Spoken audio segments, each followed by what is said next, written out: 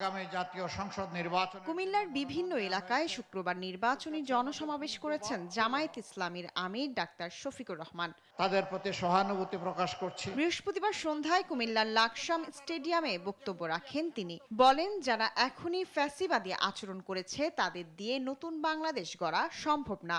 যারা এখনই ফ্যাসিবাদের আচরণ করে চলছে জাতির সাথে, তাদেরকে দিয়ে কি ফ্যাসিবাদ মুক্ত বাংলাদেশ গড়া যাবে?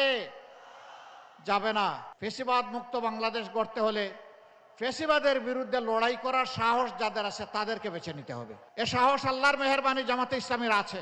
জামায়াত আমির বলেন, নারীরা আর অনিরাপদ বাংলাদেশ দেখতে চায় না। দুর্নীতিবাজ বিরোধী, মামলাবাজ বিরোধী একটা সমাজ বিনির্মাণের জন্য জনগণ আজ একাট্টা হয়েছে। জায়গায় জায়গায় গণজোয়ার শুরু হয়েছে, দেখে অনেকে দিশাহারা।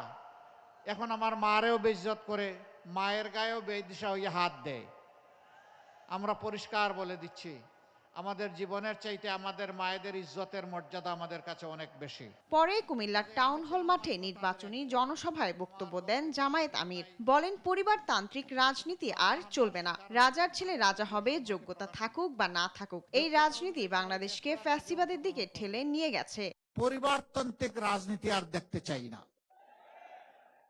রাজার ছেলে রাজা হবে, যোগ্যতা থাকুক কিংবা না থাকুক। রানীর মেয়ে রানী হবে, যোগ্যতা থাকুক কিংবা না থাকুক।